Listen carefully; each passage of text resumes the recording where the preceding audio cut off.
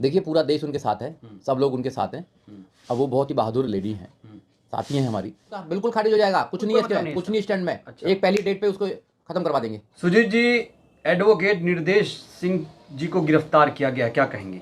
जो भी सामाजिक मुद्दों पर काम कर रहे हैं या देश में जो चल रहा है, सरकार के खिलाफ वो जो अंधविश्वास जो लोग फैला रहे हैं, तो उस अंधविश्वास के खिलाफ कोई काम कर रहा है तो ऐसे लोगों पर ये झूठी कार्रवाई करने का काम करते हैं। पहले भी उन पर सरस्वती के ऊपर एक उन्होंने स्टेटमेंट दिया था, उस पर FIR शायद मुरादाबाद में की थी, अब फिर दोबारा शायद नोएडा में की है। तो ये सरासर गलत है। आर्टिकल 19 जो है वो बोलने की आज़ादी है, और अगर लोगों को बोलने की आज़ादी नहीं रहेगी तो फिर कैसे देश में चलेगा? कहा जा रहा है बोलने की आज़ादी तो ठीक है, लेकिन आस्था को ठेस कैसे पहुंचा सकते हैं? आस्था को क्या ठेस पहुंचाई है? शायद उन्होंने एक स्टेटमेंट दिया है कि गंगा में गंदा पानी है और टट्टियाँ, कुछ ऐसा कुछ दिया है। जी जी। तो जिस गंगा को साफ करने का अभियान चलाया था नरेंद्र मोदी जी ने, क्या गंगा साफ हो गई? क्या जमुना साफ हो गई? क्या नदियाँ साफ हो गई? ये जिसको माँ बनाते हैं उसका ही बेड़ा गर्क कर देते हैं। गंगा को माँ बनाया, गंदी कर दी। जमुना को माँ बनाया, गंदी कर दी। गाय माँ देश के अंदर पिन्नियाँ खाती घूम रही हैं। धरती माँ इतना ज़्यादा उस पर कचरा कर रखा है, पूछिए मत। वायु देवता इतना ज़्यादा पॉल्यूटेड कर रखा है, AQI कर रखा है कि 0 से लेकर 50 होने चाहिए, यहाँ 500 चल रही है। पानी देवता इतना पॉल्यूटेड कर रखा है कि पीने के लिए लोग मर रहे हैं। जिसको भी ये माँ बनाते हैं, भगवान बनाते हैं, उसको ही बर्बाद कर देते हैं। अब ये भारत माता करना चाहते हैं, भारत माता। अरे भारत माता में क्या कर रहे हैं? भारत माता में 20 करोड़ लोग रात को भूखे सोते हैं। ये ग्लोबल हंगर इंडेक्स की रिपोर्ट है।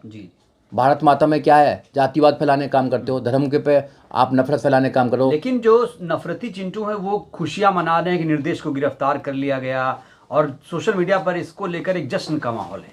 देखिए कौन सा जश्न का माहौल है मुझे तो पता नहीं है। और देखिए ऐसे मनुवादी लोग हैं, खास तौर से बहादुर जो लोग हैं वो अपने स्टेटमेंट देते रहते हैं, और अंधविश्वास को भगाने के लिए इस देश से महापुरुषों ने लड़ाई लड़ी है। जब पेरियारी रामास्वामी हों, उन्होंने भी अंधविश्वास को भगाने की लड़ाई लड़ी है। हम लोग भी अंधविश्वास के बिल्कुल खिलाफ है। संविधान हमें गारंटी देता है। कैसे पता चले कि अंधविश्वास खत्म कर रहे हैं या आस्था को ठेस पहुंचा रहे हैं? इसकी लकीर तो कुछ तय होगी ना।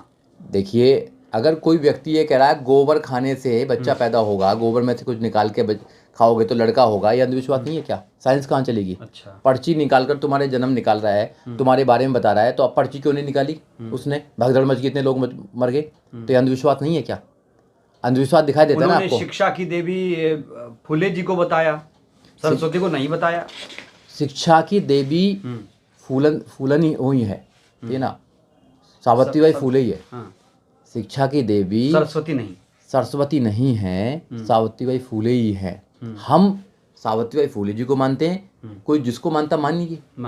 हाँ माने, लेकिन वही है ना कि आप जब आस्था को ठेस पहुंचाएंगे, आप कहेंगे कि सरस्वती कुछ नहीं है, इमेजिनेशन है, कल्पना है, तो फिर लोगों की आस्था ठेस पहुंचेगी। देखिए मैं आपके चैनल के माध्यम से इनको एक और चैलेंज देना चाहता हूँ जी। ये जो एजुकेशन डिपार्टमेंट है या मंत्रालय है, शिक्षा मंत्रालय, वो बताए कि सरस्वती जी का योगदान क्या है शिक्षा के अंदर। वो बताए ना, लिख के बताए। सावित्रीबाई फुले जी का योगदान बताइए। सावित्रीबाई फुले जी ने 1848 में पहला महिलाओं के लिए, लड़कियों के लिए स्कूल खोलने का काम किया, एजुकेशन पे काम करने का काम किया उन्होंने। सत्यशोधक समाज की स्थापना करके उन्होंने पूरे समाज में महिलाओं को शिक्षित करने का काम किया। ये उनका योगदान है। जी आप वकील हैं, वरिष्ठ वकील हैं, निर्देश जी भी वकील हैं शायद। क्या ऐसे आपने भी कहा कि शिक्षा की देवी आपके लिए सावित्रीबाई फुले हैं, उन्होंने भी ऐसे कहा, उन्होंने अंधविश्वास के खिलाफ, पाखंड के खिलाफ लड़ाई लड़ रही हैं, तो इस पर केस जो बन रहा है, जो गिरफ्तारियां हो रही हैं, ये क्या उनके फेवर में जाएगा, उनके खिलाफ जाएगा? ये सरासर गलत है, गिरफ्तारी सरासर गलत है, और ऐसी गिरफ्तारी नहीं होनी चाहिए, ऐसे केस भी नहीं होने चाहिए। अगर कोई अंधविश्वास फैला रहा है तो उसको ये सोचना चाहिए कि संविधान का आर्टिकल 51A फंडामेंटल ड्यूटी है, उसमें कहता है कि समाज में साइंटिफिक टेम्पर पैदा करना चाहिए, तर्क पर बात करनी चाहिए। अगर बिना तर्क के कोई बात करना चाहता है और उस पर कोई तर्क से बात कर रहा है तो ये समझना चाहिए। सुना क्या वो तार्किक लगती है? बिल्कुल तार्किक बात है, बिल्कुल 100% तार्किक बात है। आप जमुना में जाइए, दिल्ली में हम रहते हैं, ठीक है। अगर कोई व्यक्ति वहाँ अगर ये कह दे कि ये पानी शुद्ध है तो आप जो कहेंगे वो करने को तैयार है। आप गंगा में जाइए, सारे सीवर गंगा के अंदर डाल रखे हैं। क्यों? तो गंगा शुद्ध कहाँ बना रखी है इन्होंने, बताइए आप। नहीं, गंगा एक नदी है। अभी एक बयान भी आया है बाबा बागेश्वर का, कह रहा है कि भगदड़ में जिन लोगों की जान गई है वो इन्होंने मोक्ष प्राप्त कर लिया। पता ना, अब यही तो है, यही तो अंधविश्वास है। हाँ। ये अंधविश्वास है।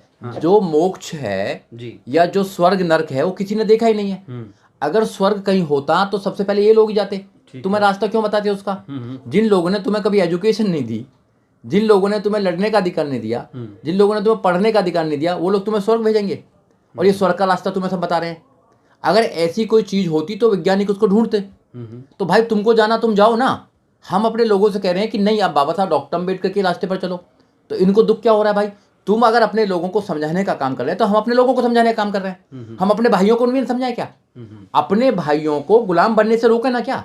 तो क्या निर्देश जी के लिए आप केस लड़ेंगे, उन्हें छुड़ाएंगे? बिल्कुल, हमारी साथी हैं, तन मन धन से हम उनके साथ हैं। और अगर कोई ऐसी बात होगी तो हम खुद जाएंगे, खुद लड़ेंगे। क्या प्रॉब्लम है जी? ऐसा उनका छोड़िए, पूरे देश में अगर कोई भी अंधविश्वास के खिलाफ अगर लड़ाई लड़ रहा है तो हम उनके साथ हैं। तो हम अंधविश्वास से नफरत करते हैं। हाँ। अंधविश्वास फैलाने वाले लोग देश में एक ऐसा नफरत फैलाने का काम कर रहे हैं जो भाईचारे को खत्म कर रहे हैं। महाकुंभ नहीं गए आप? देखो, अब मैं जाके क्या करूंगा? मैं तो धुल जाएंगे डेली ना, तो मैंने कोई पाप ही नहीं करता हूँ। मैं पहली बात तो मैं तो इंसानियत के लिए काम करता हूँ। मैं तो न्याय पर विश्वास करता हूँ। मैं तो समता पर विश्वास करता हूँ। मैं तो समानता पर विश्वास करता हूँ। मैं तो भाईचारे पर विश्वास करता हूँ। मैं तो इंसानियत पर विश्वास करता हूँ। गृह मंत्री गए, मुख्यमंत्री गए, प्रधानमंत्री गए, प्रधानमंत्री 5 को जाएंगे जिस दिन चुनाव है।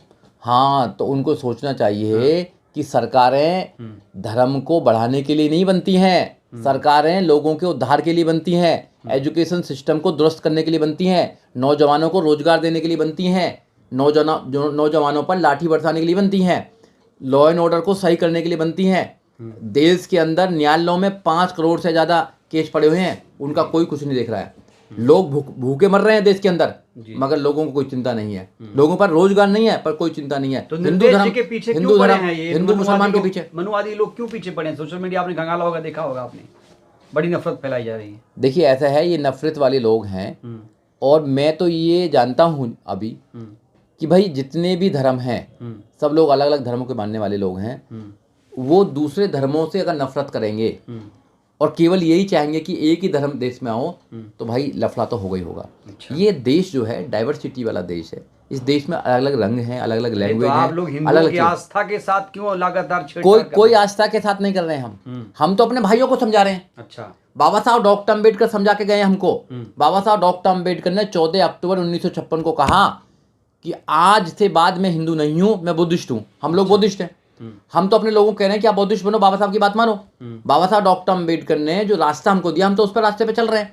मोदी जी भी कहते हैं मैं बुद्ध की धरती से आया हूं। फिर तो वो कहते हैं जब विदेश जाते हैं तो बुद्ध की धरती से आया हूँ। योगी कहते हैं बुद्ध की धरती से आया हूँ। हम अगर बुद्ध की बात कर रहे हैं, शुद्ध की बात कर रहे हैं, विज्ञान की बात कर रहे हैं, तर्क की बात कर रहे हैं, न्याय की बात कर रहे हैं, समता की बात कर रहे हैं, स्वतंत्रता की बात कर रहे हैं, भाईचारे की बात कर रहे हैं, क्या गलत कर रहे हैं बताइए ना आप।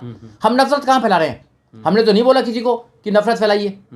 भाई हम तो प्यार की बात कर रहे हैं ना। जो नफरतवादी लोग हैं उनको जवाब देने का काम कर रहे हैं कि तुम नफरत मत फैलाइए। गाय के नाम पर नफरत फैला रहे हो, धर्म के नाम पर नफरत फैला रहे हो, हिंदू मुसलमान के नाम पर नफरत फैला रहे हो, मंदिर और मस्जिद के नाम पर मतलब आप नफरत फैला रहे हो। इतनी नफरत फैल गई है कि आप एक नेता जी, इनके नेता कहते हैं कि केवल अपने हिंदुओं से सामान लो, मुसलमानों से सामान मत लो।